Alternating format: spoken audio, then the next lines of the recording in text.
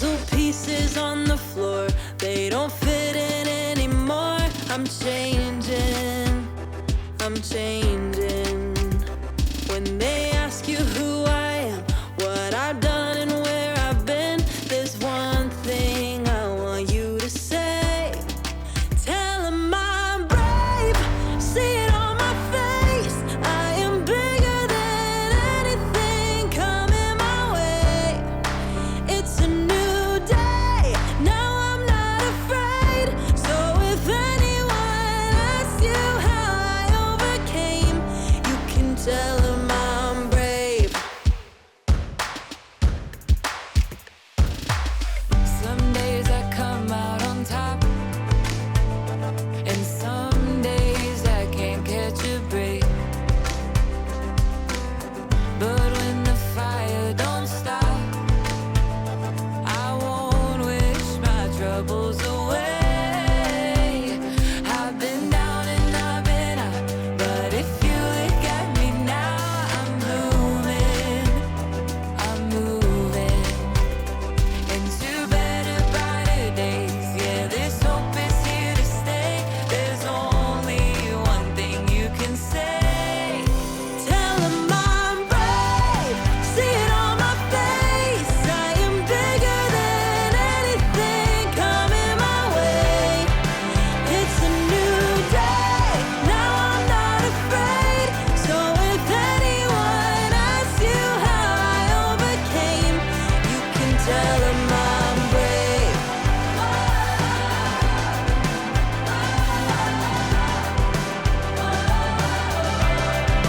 We're gonna fight, gonna be alright. We're gonna fight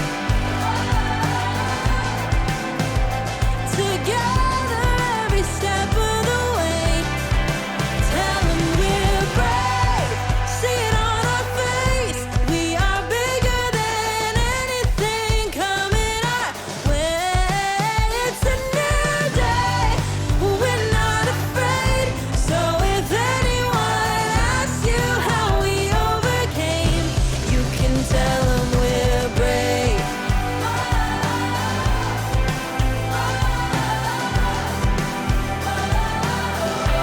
You can tell 'em we're brave.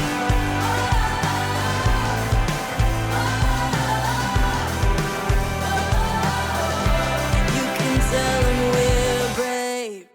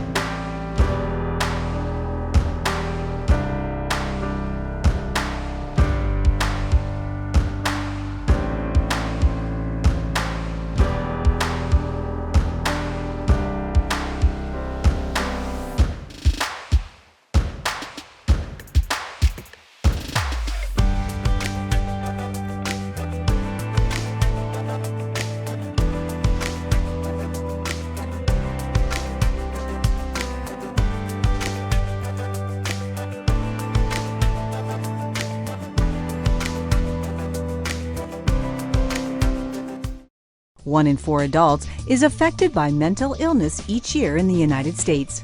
Shame, stigma, and lack of access to quality care prevent many from seeking the help they need. Founded in 1925, the Menninger Clinic in Houston, Texas, understands that treatment works and saves lives. Menninger helped me understand what my illness was and how I could successfully manage it. Here, at its brand new state-of-the-art residential clinic, the stage is set for miracles in mind. As a result, treatment stays at Menninger last 4 to 8 weeks, providing the opportunity to initiate true, lasting change, offering the foundation for a healthier and fulfilling recovery. If I wasn't living here and immersed in the treatment, I wouldn't have seen the results and the success that I did. And of course, it changed my life. The Menninger Clinic, advancing treatment, transforming lives. To find out more, please visit menningerclinic.com.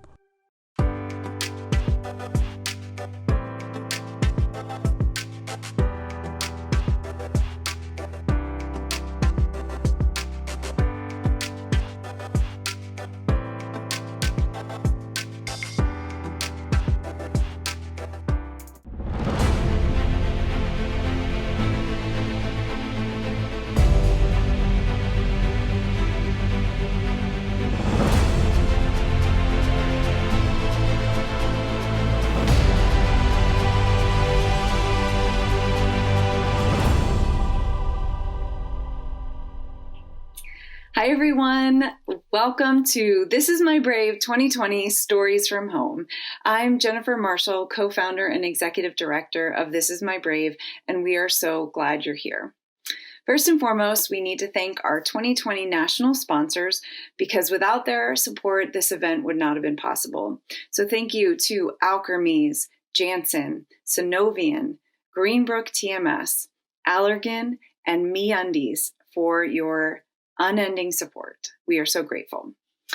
According to a study by the Kaiser Family Foundation, mental health issues have increased during the COVID-19 pandemic. That's no surprise. Average weekly data for June 2020 found that 36.5%, over a third of adults in the US reported feeling symptoms of anxiety and major depressive disorder, up from 11% last year. Now more than ever, it's important that we're talking about mental health. We need to be listening and looking out for our friends and family because we can get through this together. Our hope at This Is My Brave is that by hearing our stories, you'll be inspired in knowing that recovery is possible. These brave individuals you're about to meet have been patiently awaiting their turn at the microphone since the beginning of 2020. They were supposed to have been on stages in theaters across the U.S. this past spring, but the COVID-19 pandemic had other plans. It's finally their turn to bring their stories of resilience and hope into your living room, because we know that their stories have the power to encourage those struggling to not give up. It gets better. Help is out there. By opening up the conversation about mental health through storytelling, we're breaking down those unfair societal pressures that tell us perfection is the goal. That's a lie, because it's okay to not be okay. By sharing our stories, we normalize the fact that our brains get sick sometimes too, and we need to be there for each other by having these real, honest conversations about how we're doing. During the fall of 2018, I was in Boise, Idaho for our third annual show there. After the last audience member had left the venue, our videographers Carly and Braden were packing up their equipment. And before they left, Carly, with tears in her eyes, hugged me and said, "Jen, I have no doubt what you guys are doing with This Is My Brave is changing lives. It's changing the world." When she said that, I was of course blown away. But what happened next was no surprise. She told me her story. You see, if I've learned one thing in doing this work over the past 7 years, it's that when one person shares their story, it gives others the permission to do the same. I say it's brave, multiplying brave, which is why I'm so grateful that you're here with us today. This Is My Brave's vision is to get to a place where one day we no longer have to call it brave for talking openly about mental health. We'll simply call it talking.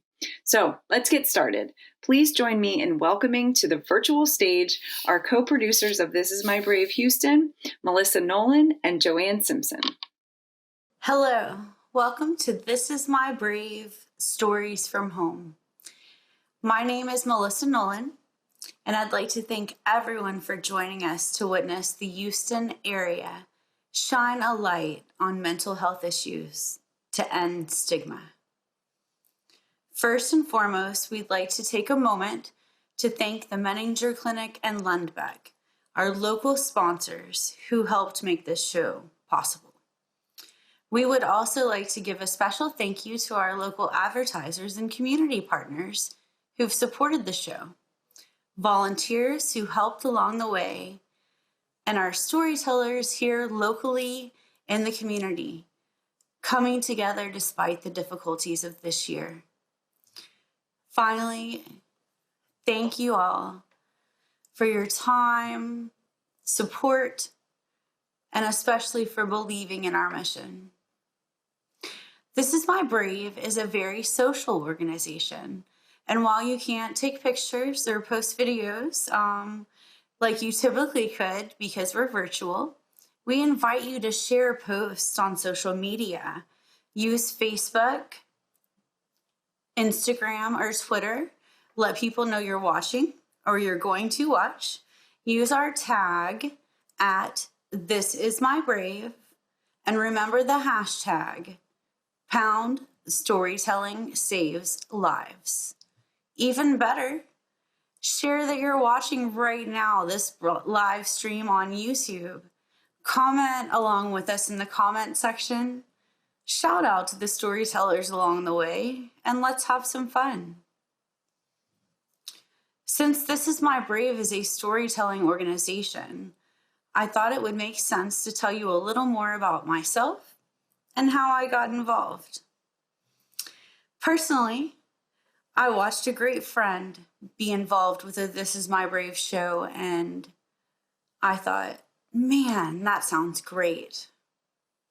Reaching out to Jen at the organization, I was able to find out that she was looking to bring a show to Houston and was able to help her do that by co-producing the show last year in 2019, along with being a cast member and telling my story. This was Houston's first show, and my story mainly focused on the loss of a childhood best friend to suicide, along with my adventure learning that living a life that is picture perfect is not sustainable or realistic. I have many reasons I stay involved with This Is My Brave. I feel so passionate about their mission. I am an avid fighter against mental illness and the stigma surrounding that and addiction.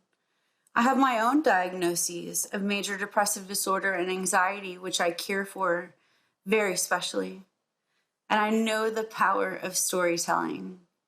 It saves lives. This year, I also want to say a great big thank you to my co-producer, Joanne Simpson, who could not be with me today. But she was also our mental health professional, so we couldn't have done this without her guiding us and helping along the way, and truly appreciate her. 2020 has had many pivots that have taken some adjustments, but overall the cast stayed positive and brave, and I know they can't wait to share their stories with you in a moment. We're about to take you on a journey.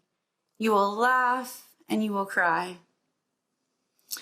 You will be enlightened and inspired.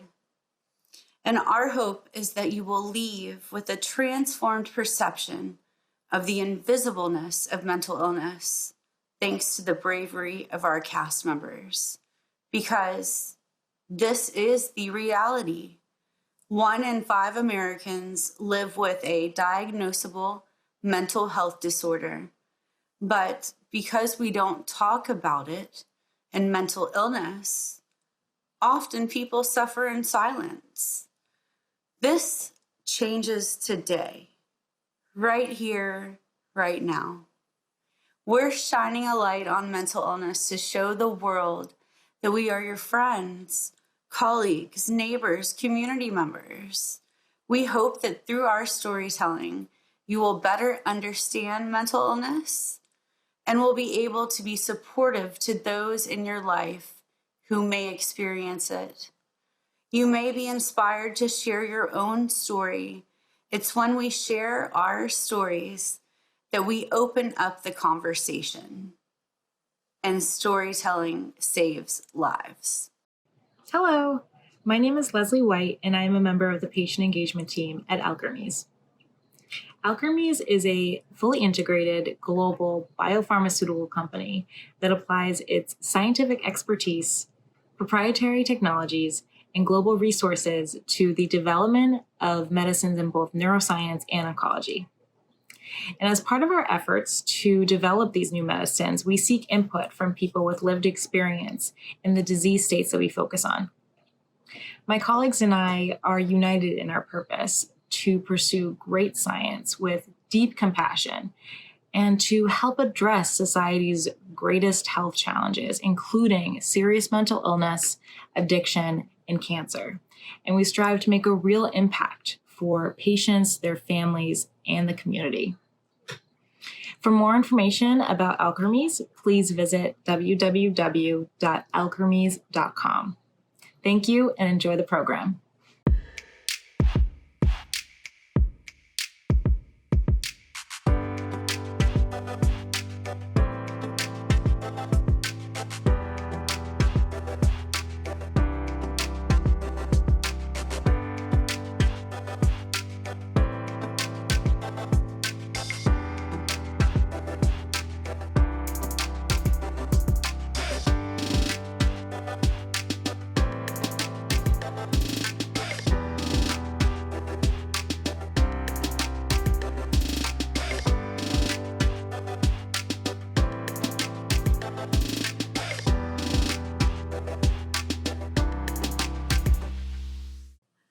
I wanted to have a special way to start the show today.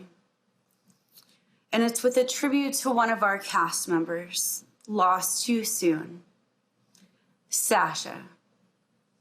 I was honored to meet her at auditions. When she performed, it took my breath away, and I got to know her more through rehearsals.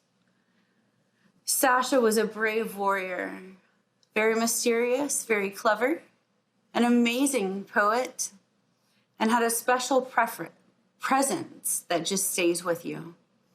The entire Brave family is honoring her memory today as J. Rose reads his poem, written for Sasha, I, Metaphor, a Reason, along with some great photography of Sasha just being herself, taken by her friend, Farrari Guillory.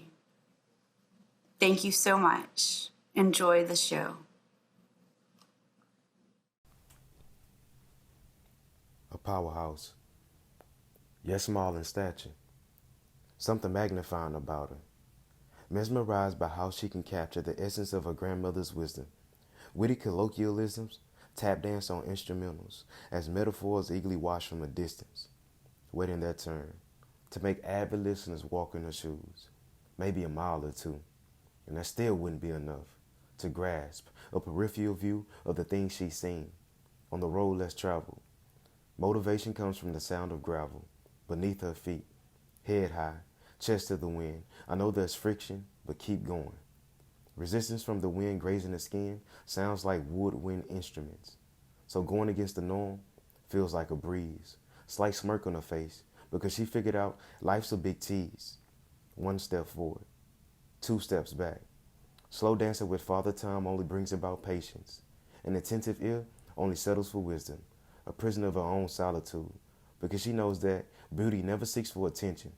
Listen, you're already great. Just put yourself in that position. To free the minds of the oppressed. Staying through calligraphy, you'll find the artistic integrity from this gift she calls poetry.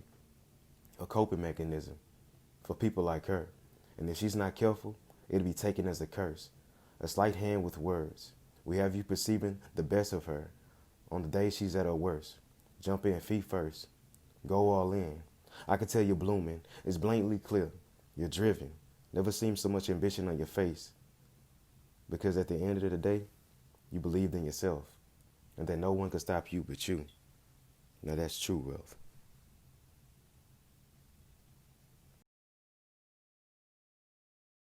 Hi, my name is Kristen, and I'm part of the This Is My Brave Houston 2020 show. I'm performing my essay, My Gift. I'd been an honor student my entire life until depression got the best of me my sophomore year in college. I failed that semester. I soon discovered the high that running gave me.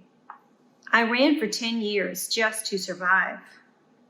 Even if the high only lasted a few hours, It was enough to keep me going and looking forward to the next day when I could do it all over again. Friends saw me as the life of the party, the one who closed down the bars, dancing the night away. I never let them see the darkness. I continued to push myself academically and physically to the point of self-destruction. I was a master at punishing myself. I hated math, so I went to graduate school for biomedical engineering, completing the highest level of calculus. The harder the challenge, the more I went after it. So I went on to graduate school for biochemistry while working full-time in diabetes and obesity research. Stress was at an all-time high. In 2004, I developed a stress fracture training for a half marathon. I kept running. The pain in my foot was nothing compared to the emotional pain I would experience if I had to stop. Eventually, the pain in my foot became unbearable. Within a week of not running, I had my first manic psychotic episode, which involved me being admitted into medical school and getting engaged. When my dad told me to grab my purse for the ER, I got so excited. The big parties were about to start. So I grabbed my red boa and black silk robe. In the waiting room, I practiced yoga and meditation, encouraging the people in the waiting room to relax. During admission, I signed my name, Dr. Love. After all, I was going to become a doctor, and love is the best medicine. For the big party, I envisioned being wheeled into the hospital cafeteria with all of my mentors lined up with their white coats, lying on a gurney, wrapped tightly in a white sheet, wheeled at top speed into the cafeteria. I would suddenly rip off the sheet and start dirty dancing, red boa and all. I would be handed my own white coat and receive my acceptance into medical school. It was all so fun until it wasn't. I found myself in a dark room, lying on a plastic mattress, strange faces glaring down at me. Someone gave me a shot, as if I had done something wrong. I spent 2 weeks in an inpatient psychiatric facility and was diagnosed with bipolar type 1. I felt a huge weight lifted, realizing there were other people who had brains similar to mine, so many that there was even a name for it. I was discharged to an intensive outpatient unit where I had therapy for the first time. It was like a spa for my emotions. I learned I had an incredible gift. I was excited to start a new life, until I went back to work only to find I had been removed from my position because of one word, bipolar. I learned it was something to be ashamed of, something to hide. That first year was a string of psychotic episodes.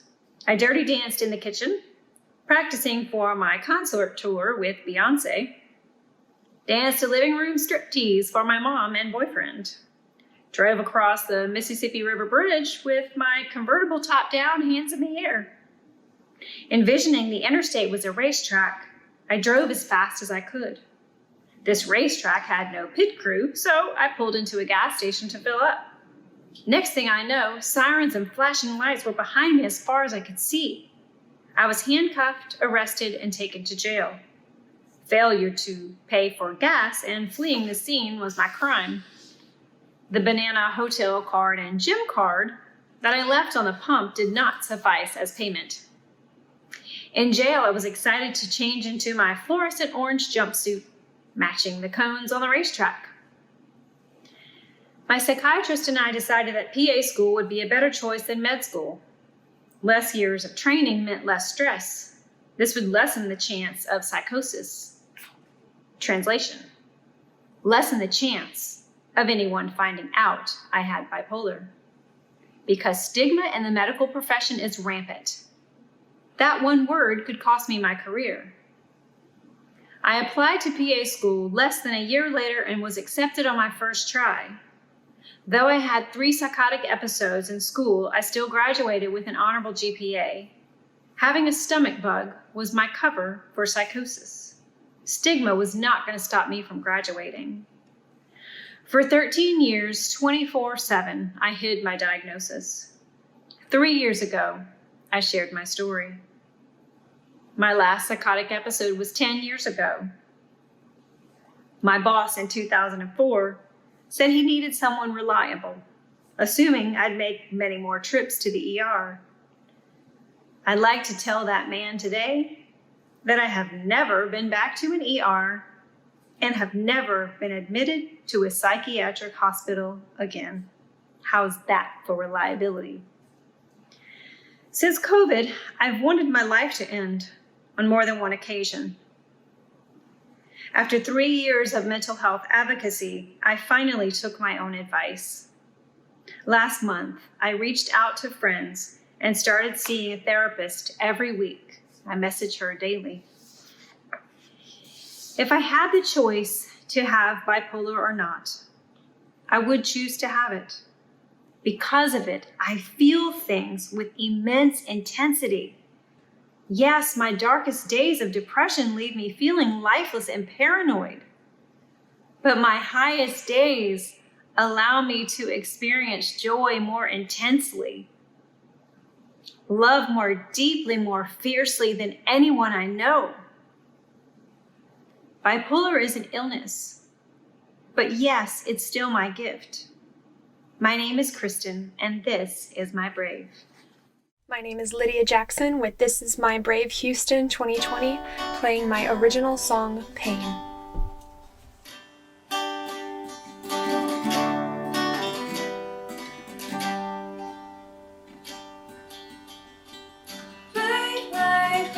Right.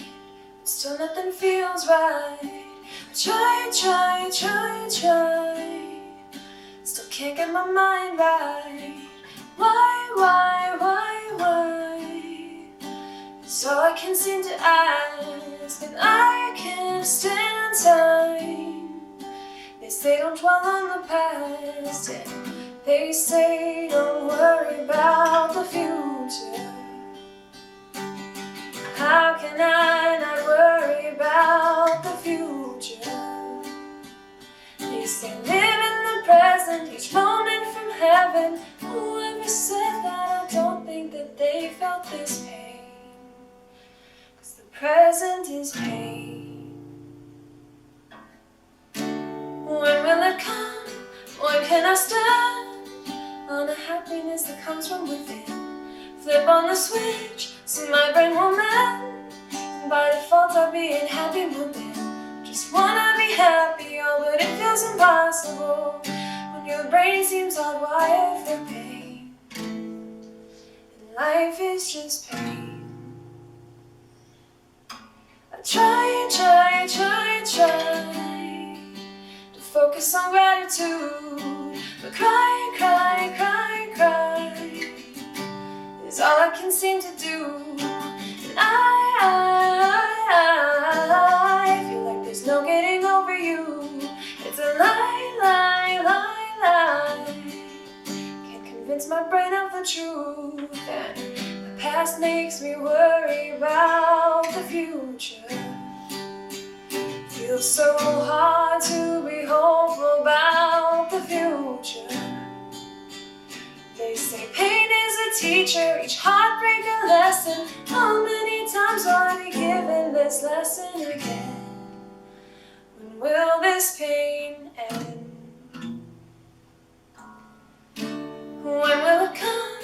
When can I stand on a happiness that comes from within? And when I fall, will I be able to land and build myself back up again? Just wanna be bountiful, it feels insurmountable, because fear is the lover of pain, and there's so much pain. Someday it'll come, and then I will stand on a happiness that comes from within. When my heart will break, I'll learn how to bend and use my own divine love to mend. Share it all with the world, no more scared little girl. Together we'll heal all our pain. To be human is pain, but so much more. And now a bonus song, Mantras. I am enough.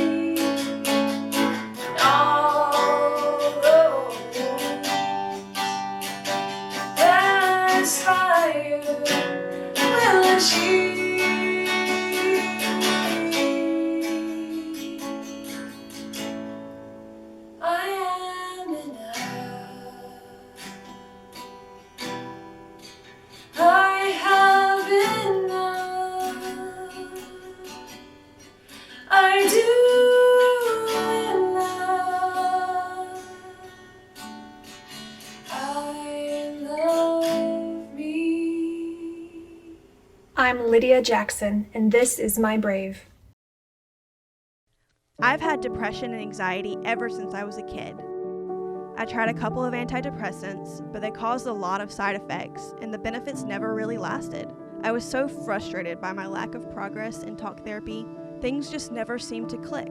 By 23, I'd already given up on the idea that I could be happy. I was slowed down, isolating, constantly irritable. Nothing ever got me excited. Most days, I was just waiting for the day to be over. Then I tried Greenbrook TMS therapy. By the second week of treatment, I wasn't constantly criticizing myself. My friends said I was more present, and I felt like it. For the first time in a long while, I wanted to do more than just sleep. I started thinking about ways to even add to my life. If medication and talk therapy haven't helped you feel as good as you want to feel, try TMS. I don't remember a time where I felt this good this long.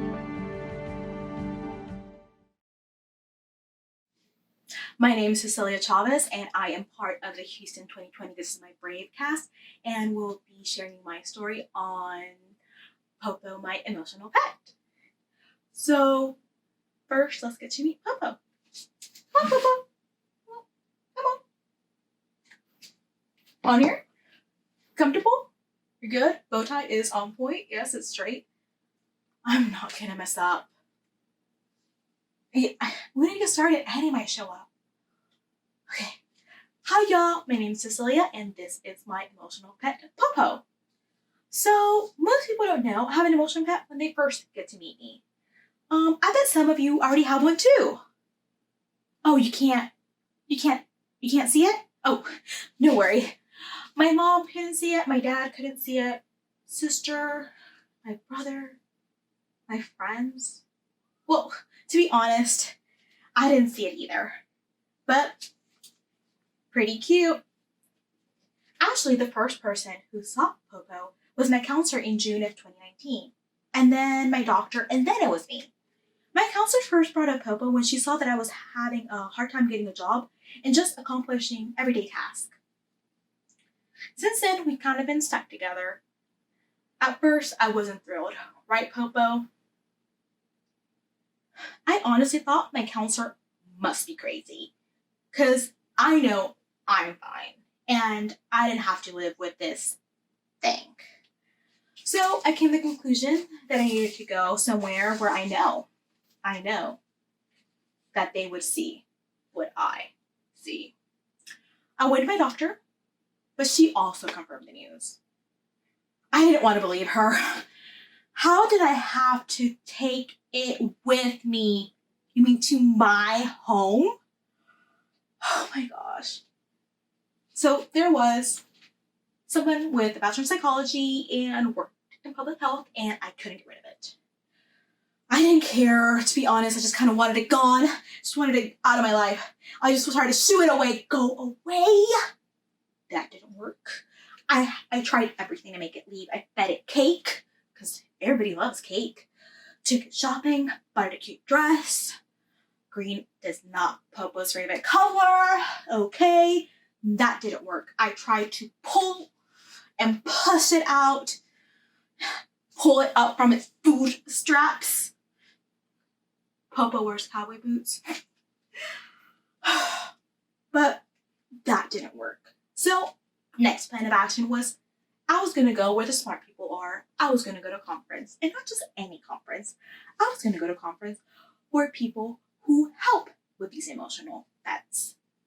But nope, believe me, even after crying in my car on the way to conference and even after, I was in no way accepting that I had to carry this thing everywhere I went. All 150 pounds right on my back. Popo's favorite method of transportation, piggyback rides. But that's not even the worst part. The worst part is Popo was not potty trained. Poop and pee on everything. My floors were not clean. Oh my gosh, my carpet. Oh my gosh, my bed was never made. Never liked me to do dishes. It just required all my attention all the time. Sometimes I would wake up and find Popo just sitting straight on my face, and I could not get out of bed. Oh. Sometimes it even smelled a little. Showering was not definitely Popo's first priority, but I had it. I had enough of it. I just wanted to control Popo. I wanted to take care of it. I just needed a way to help and deal with my depression. I was going to find out what it liked. I was going to keep it satisfied so that I could do what I needed to do.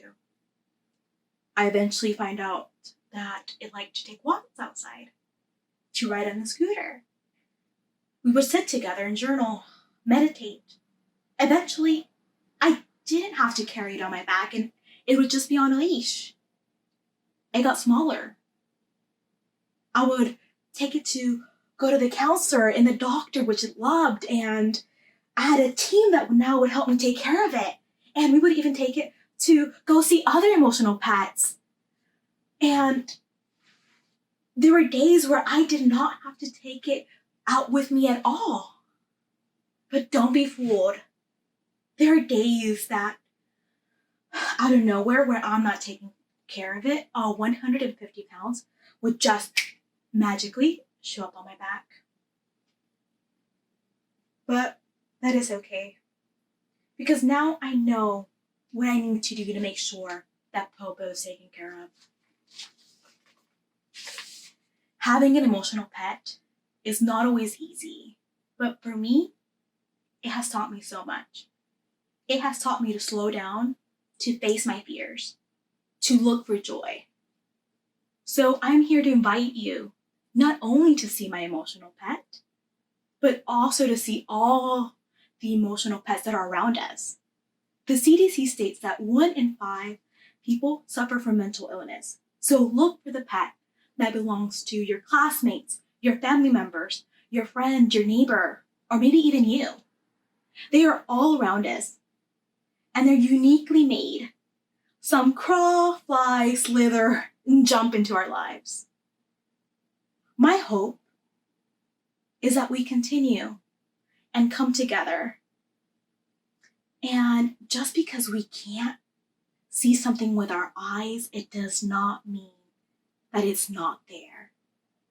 And it somehow is affecting our everyday life. I also hope that we take better care of our emotional pets, because by doing that, in return, we're also able to take care of ourselves. And I want to introduce you to somebody else. I want to introduce you to Annie, my anxiety. She likes to fly around sometimes and magically show up to these kind of things. Because, by the way, you can have more than one pet. So, please take care of them. Thank you. My name is Cecelia Chavez, and this is my Brave. My name is Madison. I'm 21 years old, and I've had depression since I was 12. I was ashamed of myself. I felt like a burden to every single person in my life, like I wasn't even worth the air I breathed.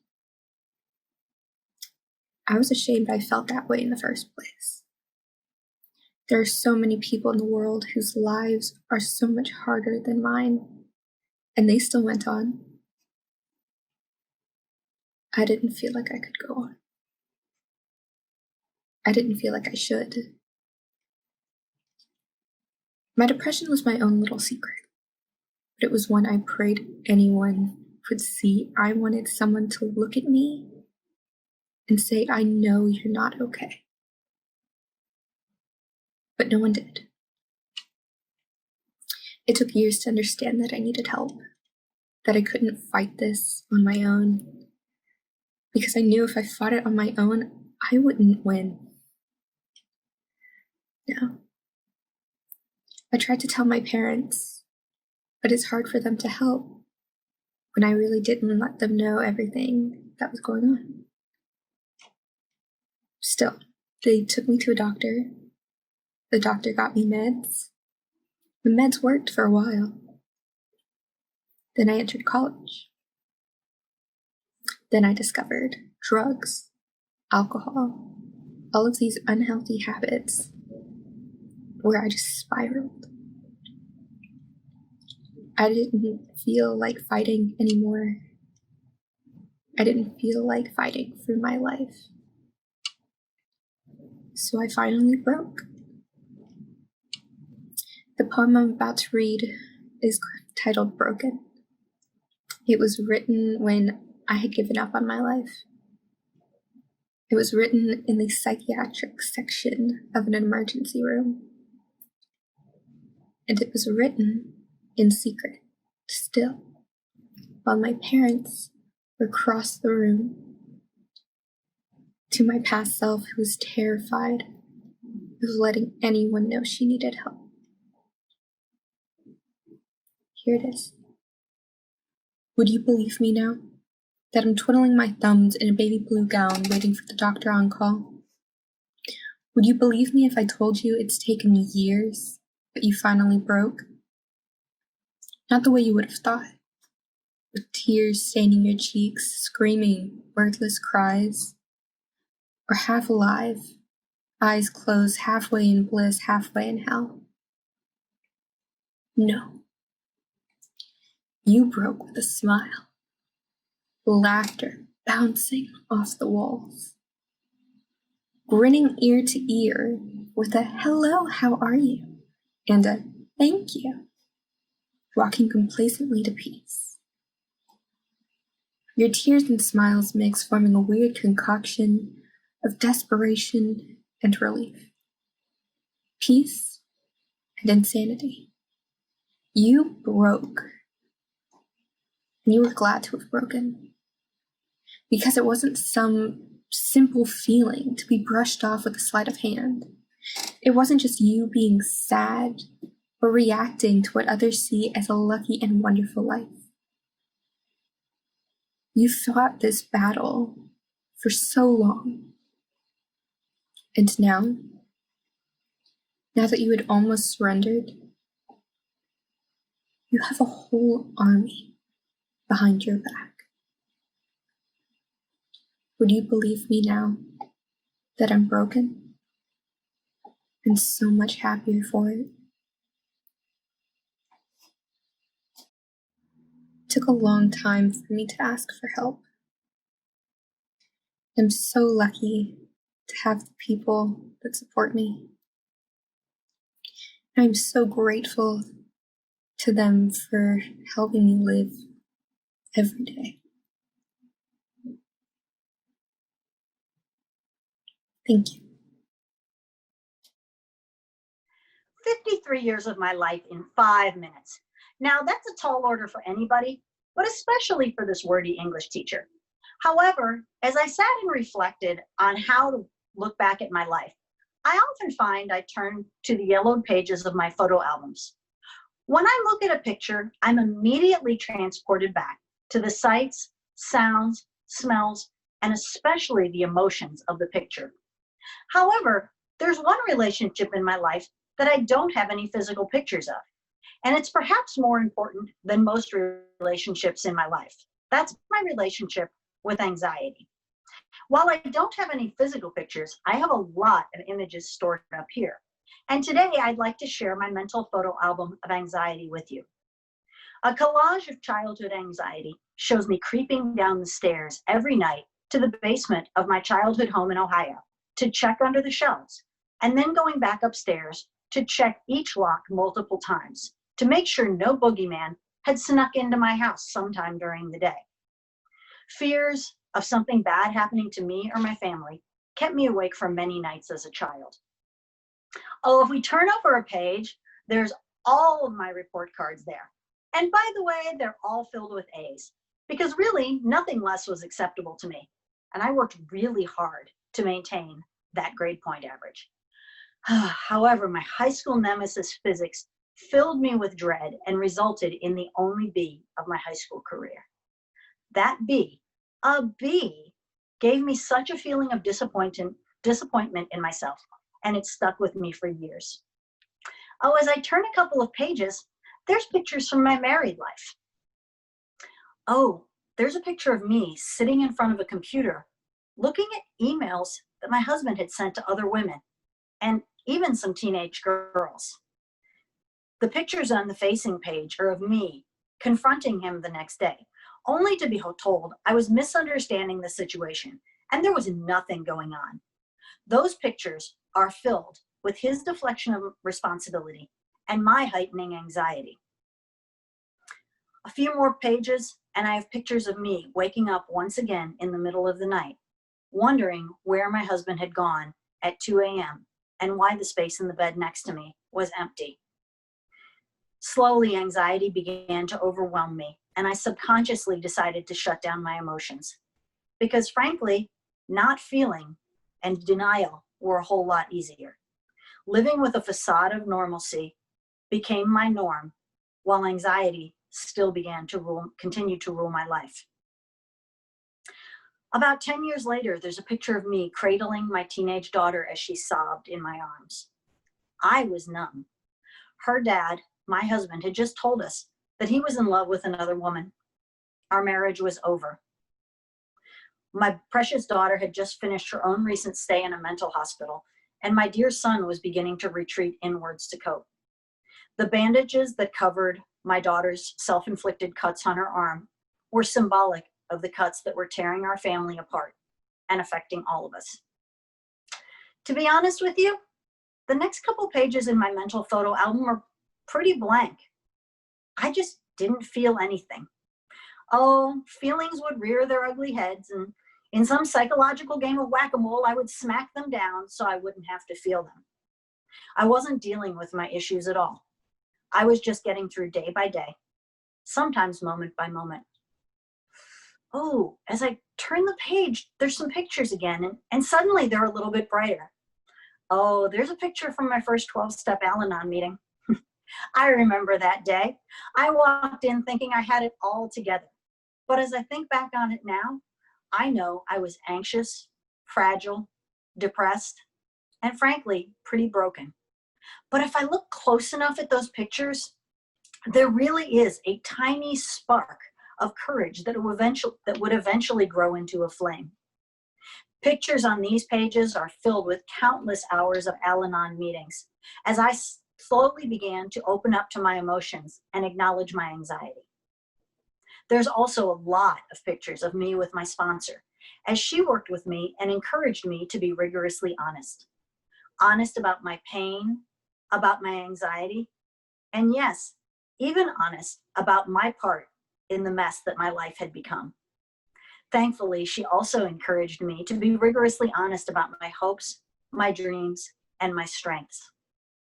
Scattered amongst these pages are several dark pictures of me crying out to God in the middle of the night to heal me and my relationship with Him. As I turn the pages, there's a lot of beautiful pictures of all the national parks I've hiked in over the last 7 years.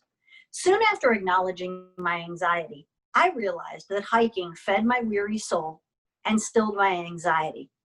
Oh, the smiles in those pictures are truly joyous and triumphant and reflect the inner growth of a courageous woman. Oh, here's a picture from just last summer. It's a breakthrough moment on the couch in my therapist's office when I finally realized that being vulnerable and feeling didn't mean that I was weak. In fact, it meant I was strong. Crying isn't bad. In fact, it can be very healing and bring me peace. And joyous emotion, which I had shut down too, is really cool. I don't need to shut down in order to be safe. What I learned that day is I need to feel all my emotions in order to really be safe. Over 7 years after that picture of my marriage ending and me finally starting to deal with my anxiety, there's still a lot of pictures that are developing. Ooh, there's a lot of pictures with men in them that didn't turn out exactly the way that I thought that they would. It doesn't mean I'm sorry I took those pictures. It just means I'll be a little more careful in the future about the composition of the picture and hopefully not let things into the picture that I've learned I really don't want. Now there's other pictures of career, family, and travel that are developing quite nicely, and those really fill up my current mental photo album pages. You know, I really don't think I'll ever close my mental photo album of anxiety because really it's just become a part of who I am. In fact, I've learned to be grateful for what my journey with anxiety has taught me.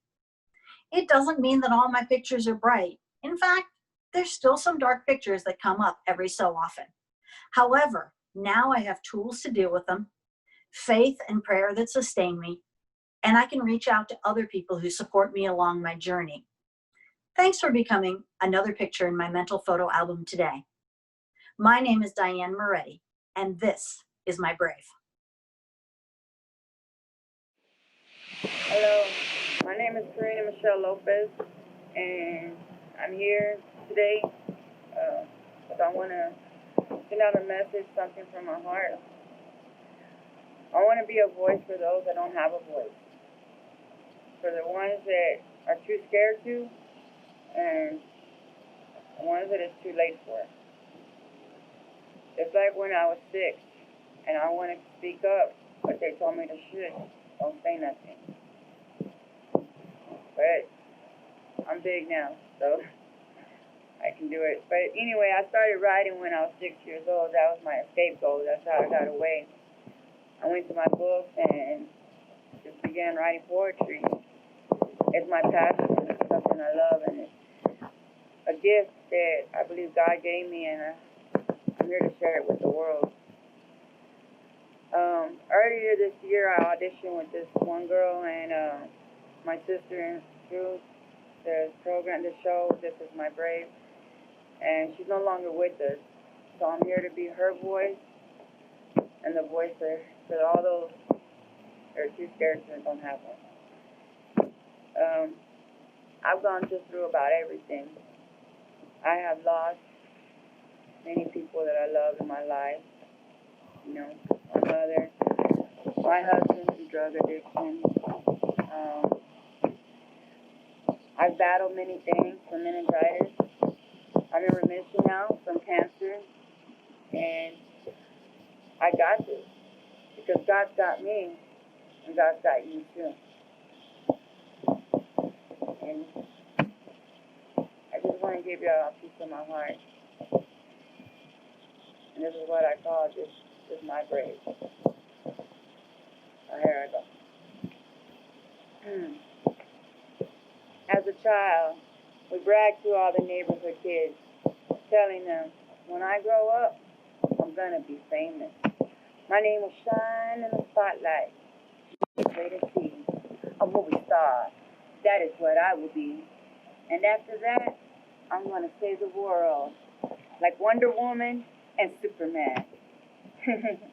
Wow. What a wild imagination we had.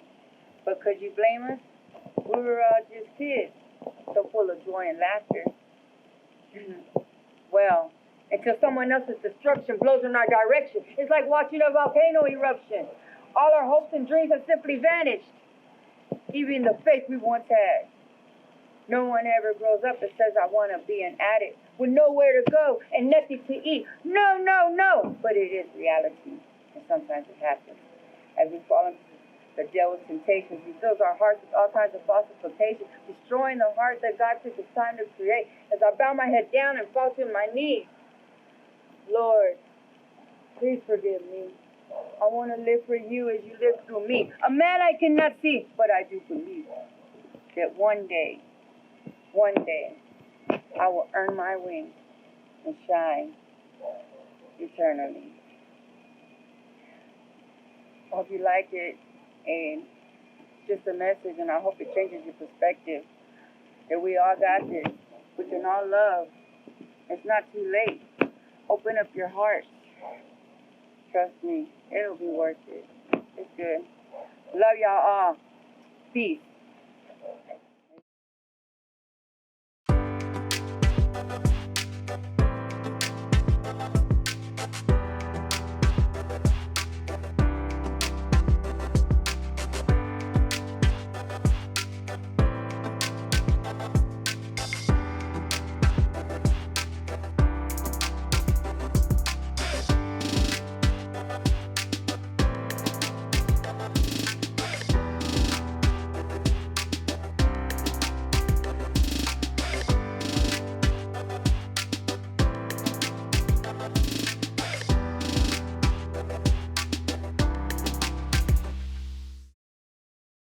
Hi, my name is Nicole Kwan, and I'm part of the This Is My Brave Houston 2020 show. I am performing my essay, The Waves of Our Lives. I was on my way home from the first grade. As I turned a corner to my grandmother's, I saw the flashing red lights of an ambulance. I ran the rest of the way home just as the paramedics were leaving with my grandmother on a stretcher. I was only 6, but within a few hours, I learned that my grandmother has tried to end her life. Depression runs through my family. I hoped to be the exception, but that wasn't to be the case. When I was 15 years old, I immigrated from China to the United States. I studied relentlessly. I was convinced that grades were the most important goal in China and should be to me too. At school, I had no idea how to connect with my peers as an immigrant. I was an outcast. During my junior year, I brought my lunch to the school bathroom every day and locked myself in a stall, thinking, this hamburger that's in my hands is as close to warmth as my life gets. I started to resent life and question the meaning of my existence. I began contemplating a way out. Soon, I was admitted to a local safety net psychiatric center. For the first few weeks at the hospital, I mostly stayed in my room, fearful that if I emerged, I would encounter the kind of cycle I had seen in TV and movies. One morning, I tentatively made my way to the recreation room. A group of patients played a board game, but I sat alone, across the room. A few moments later, they invited me to join them. I somehow found the courage to walk over. Our conversation was kind and gentle. Over time, we connected through our struggles. A rootless communion put me at ease. They became my friends. I met a nurse, Donna, and she shared a piece of advice with me that I will never forget. She said, people are like waves. One wave does not exist without the other. People need people. I immediately thought of the friends I had made in the hospital and our afternoons of quiet conversations and board games. Donna's words were true. People need people.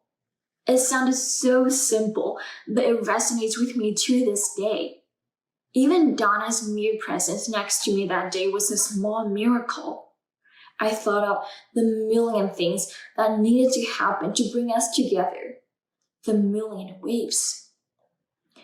The next miracle in my journey occurred after I was discharged from the hospital. I was transferred to a crisis residential unit, where I met many homeless people, drug addicts, alcoholics, rape victims, gangsters, and convicted felons.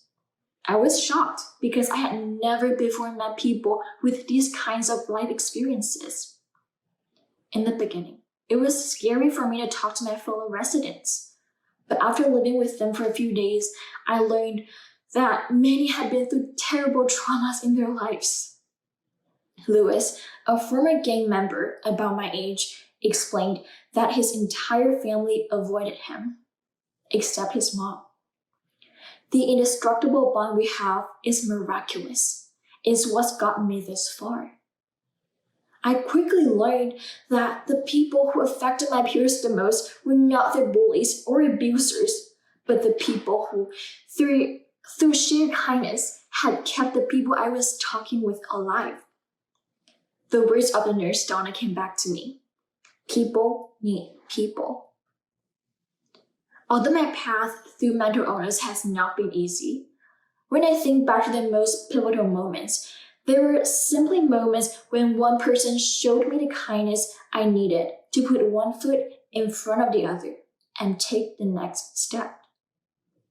I now feel that it's my turn to help organize communities and be a part of the conversations like This Is My Brave that simply allow people to come together without judgment, stigma, or fear. I believe in the fundamental kindness and goodness of people, and I also believe that environments can be carefully fostered to evoke these qualities in people. Doing this work is my calling. Though I have not avoided depression that runs through my family, I have avoided the fate of my grandmother who did not have a chance to get help. The difference between us is that I was guided with gentle waves and kind people to a place of healing. My name is Nicole, and this is my brave. I was taught not to cry.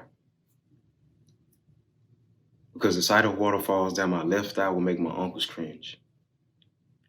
They taught me how to slap box at the age of 13 and to only fill out applications at warehouses because a real man sweats while breaking his back and only works with his hands, like my ancestors.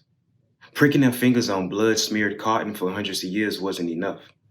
These assembly lines and loading trucks only hurt if you don't wear gloves. Work smart, not hard, right? Right. I was taught not to cry. Even when cops were selling bullets in the streets, you know, us blacks like to shop until we drop. Check the toe tags. I guess that's why body bags come with a receipt. The thunderous sound of their feet clashing against the pavement reminded them of Jesse Owens in his prime. Whoever said lightning doesn't strike twice in one spot had to be lying. Because I seen brothers who look just like me get struck a few times. No matter how fast I sprint and run like the wind, I guess it's in my mother's nature to worry when she watches the sun race against Father Time. I was taught not to cry. Because I'm the courageous friend who's brave enough to be free and chase after my dreams like Harriet Tubman chased after freedom, loyal to a fault. How am I supposed to leave someone behind who looks just like me and not get caught in old habits? I'm a leader, but sometimes when I look at my own life, I don't even know what's happening. I was taught not to cry. Because if I'm being weak, who's going to be strong for me? Am I supposed to let this sun-kissed, red undertone, strong personality with natural hair disrupt my flawed perception of peace? I think not. Or maybe so. Other than women in my family, I'm not going to let another gentle soul get close. That's how heartbreaks happen. I don't want to be all in love like Samson because women like Delilah will use men like me for practice. Would you still love me if I poured out my traumatic experiences? I mean, that's just a part of the package. I'm just asking because I was taught not to cry. Nobody really explained why growing up, except for the feeble excuse of big boys don't cry, or wonder why most of us are desensitized when guns are drawn and no one bats an eye because we idolize phrases such as get money and ready to die. No more talks of the birds and the bees is when you get poured over, this is how you comply. And I'm not making excuses for the way men act, especially ones who look like me. It's sad how we harbor so much anger, sinking our own ships from letting pride weigh us down. A man with the weight of the world on my broad shoulders, but you might send chills up my spine if you add the weight of a crown. This is a tradition, deeply stained like Baptist church windows on Sunday morning, consoling every insecurity and fear. It's the only time I ever felt comfortable in public shedding a tip. Because up until this day, I portrayed to be perfect, secretly club hopping, laying prostrate at different church services. Am I struggling or a double-minded man? Don't mind the callous when I shake your hand, because I've been busy holding on to my past while pulling the future my way. At times I felt myself becoming numb, because my future looked vague, like the root of my problems. Let's dig deep down to the roots. We question sexually abused victims, blaming for the clothes they wear, when 1 out of 6 men could look in the mirror and say, me too. Trust me, I understand you've been hurt. Me too. People are like tattoos, deeply embedded in your skin that leave you scarred for life. That's why I'm trying to get rid of these soul ties and let my spirit win. I'm tired of battling my flesh. It's therapeutic looking at my own actions and let my words scream for help like, why God? Why do I have to learn through so many heartbreaks? I swallow my ego just to find out how love tastes. Now I learned my lesson, because now I know how it feels to be free. So I apologize to the people I hurt while I was hurting. Anger made me turn a blind eye.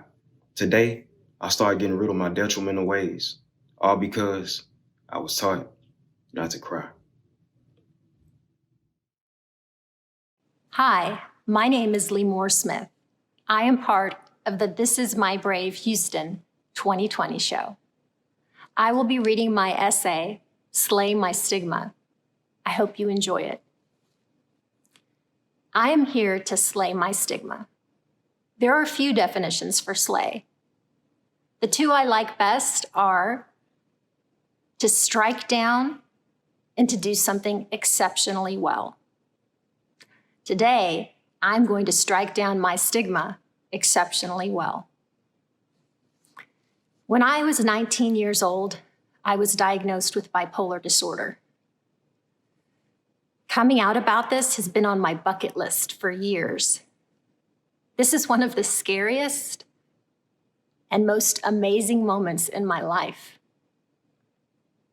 Stigma tells me I am not supposed to do this.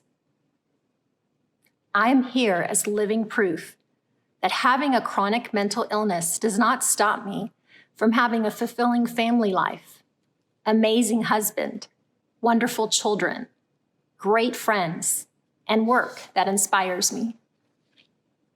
Recovery comes in layers. I was able to recover from my symptoms before I was able to recover from my stigma. Around the time I was diagnosed, I had some bad experiences with mental health professionals. The social worker I was seeing at the time did not recognize that I was manic. The psychiatrist from the hospital hit on me. He then referred me to an old, out-of-touch psychologist who told me to get off of lithium, a medication that was helping me. These experiences fed my desire to prove that the diagnosis was a mistake, that I did not have bipolar disorder, that I was normal after all. Not taking my medication seemed like a great way to prove that, until my life spun out of control and I couldn't take care of myself. Even though I hate swallowing pills, I realize that my medication is my best friend, my lifeline. It helps me, and I intend to take it for the rest of my life. I have an illness that can be managed through medication, talk therapy, and self-awareness. I am so fortunate that maintaining my recovery is this simple. The stigma of living with mental illness, on the other hand, has been anything but simple. I hold my breath when someone assumes I don't have bipolar disorder and says, "My so-and-so is bipolar." They always have a long list of complaints about this person, their moral character, their sanity, their irresponsible behavior. Why is it never, "I know someone with bipolar disorder and they are amazing"?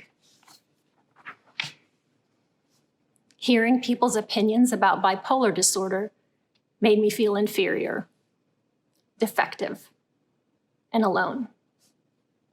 After a while, no one had to say anything at all. I did it all by myself.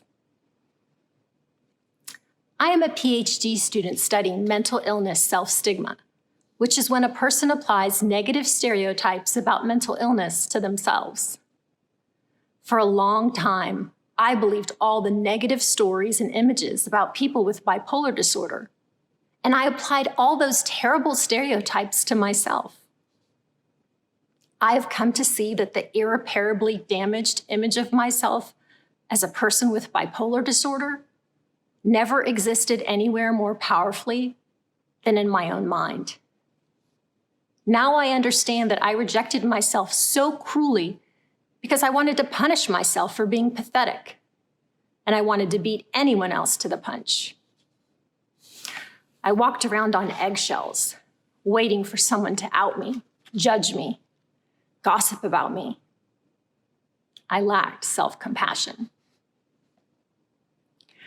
I am here to slay my stigma because it makes people with mental health conditions feel ashamed and separates us from one another. I want to give a voice and a face to mental illness because it almost always gets portrayed unfairly in a negative light. Mental illness is treatable. People recover, and many go on to live satisfying, happy lives. Realizing that I play a part in perpetuating stigma has been crucial to helping me reject it. Why not have some compassion for me? It would be a lot easier to have this type of compassion if most people had it. But I'm not waiting for most people to catch up. My life is now, and I intend to live it without stigma. My hope is that other people with mental illness will reject their stigma and slay it with me. Self-compassion, self-acceptance, and self-love do not leave a lot of room for believing in stigma. I have so many blessings in my life, first of which is I'm alive. I manage my illness and I can take care of myself. The truth is we all exist on a spectrum, and my emotions have just reached further endpoints than most. Does that make me so bad? It is somewhat comforting to know that at least 1 in 100 people has my disorder. Unfortunately, because of stigma, most people conceal their illness, leaving people like me feeling very alone.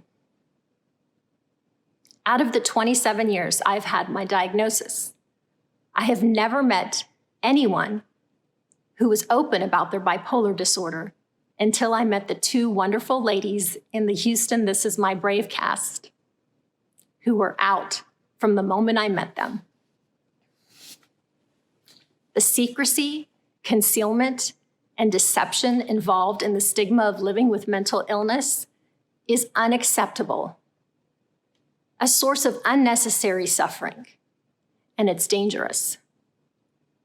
We do not have to hide who we are so we can blindly bow down to stigma. My hope is today, I am taking a huge step forward towards slaying my self-stigma. I'm affirming that my value as a person does not depend on whether or not I have a mental health condition or what that condition is. I am embracing myself for who I am, the way I am. I'm facing my fear head on, and it feels good. I want people to pursue mental health treatment with dignity, disclose their mental illness without repercussions, and expect recovery from mental illness. Instead of having people have to manage both mental illness and the shame of having one, let's remove the burden of stigma altogether. Join me in slaying stigma. My name is Limor Smith, and this is My Brave. Hey guys, I'm Jack Gardea. I am from Houston, Texas. I am from the 2020 This Is My Brave show. I know times right now are really hard on all of us and just completely crazy. To tell you a little bit about myself, I have major depressive disorder, severe anxiety, and suicidal tendencies. Sorry, nervous just a little bit. But I also am a recovering addict from Oxy.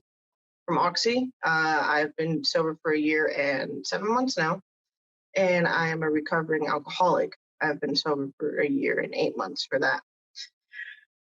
To tell you that life has been easy is a lie. I found out just recently exactly what I was diagnosed with, but I've been dealing with this since I can remember. I come from a Mexican Catholic family, and it is something that we don't talk about. Mental illness is not at all a conversation. And that just is sad because it shouldn't be a huge stigma. But not only in my culture and in my race, but in the world, it is a complete stigma. And we shouldn't have to hide.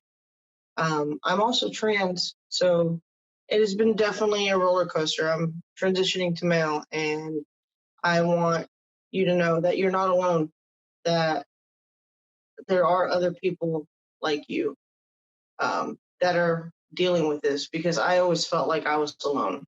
And This Is My Brave has shown me that there is a family out there, and you are also part of this family, because you should show that you are brave when you're ready, but don't hide it. This song is called Slow Down. It is a love song to the world. It isn't just to mental illness or to an addiction. is for your race, culture, religion, sexuality, anything you can think of. I want this song to be for you.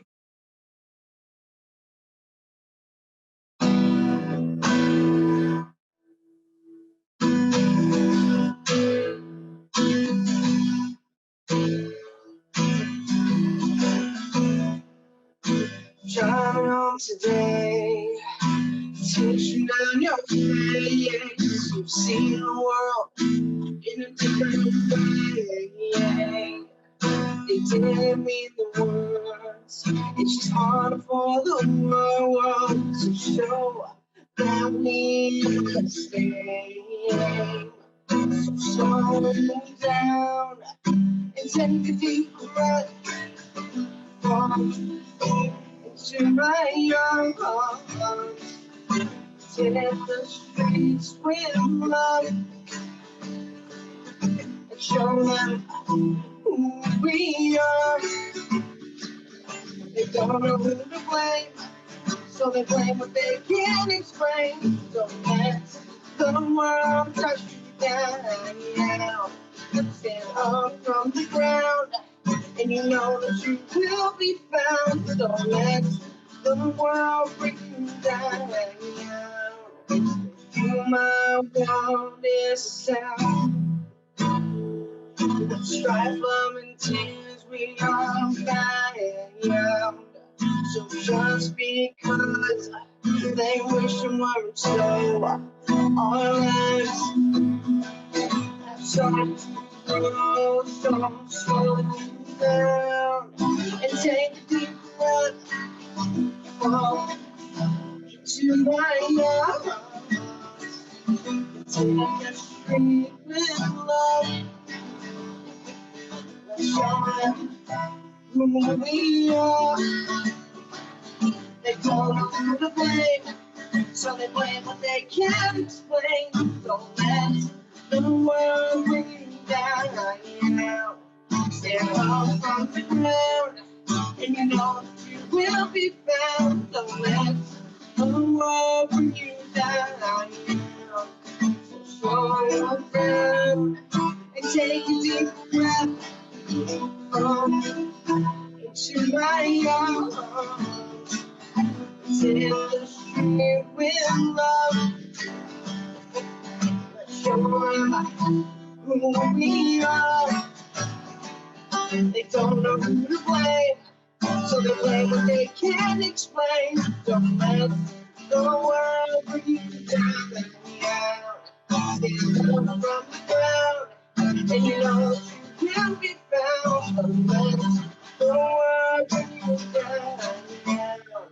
So slow down and take a deep breath. Fall to my arms. My name is Jack, and this is my Brave. Our Brave Houston cast was able to shine a light today on a topic we don't talk about enough. I'd like to take a moment to ask our audience to be brave with us. Please post a comment in the chat if you yourself have experienced a mental health disorder or if you love someone who has. Thank you. Thank you for being so brave. We are all affected by mental illness, and simply being here today was an incredible start to building upon a movement of people who are willing to be more open and supportive to those struggling. We hope that you'll think of This Is My Brave and that you'll use this experience you've shared with us today as a way to start the conversation and keep it going. This is what it means to live brave.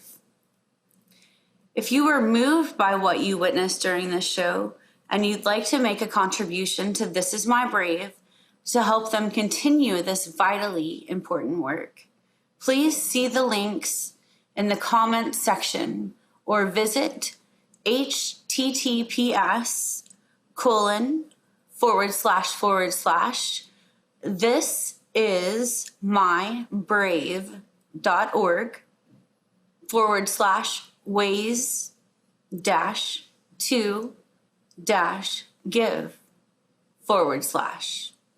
for information on how to make a donation. Thank you so much for your support. Thank you for bringing our brave into your home today. And we hope the rest of your day is wonderful. Thank you.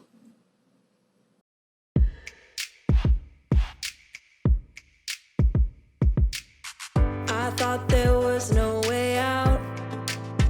Yeah, I used to be scared of the light. And I was swallowed by doubt. I'd forgotten what freedom was like. Puzzle pieces on the floor, they don't fit in anymore. I'm changing, I'm changing.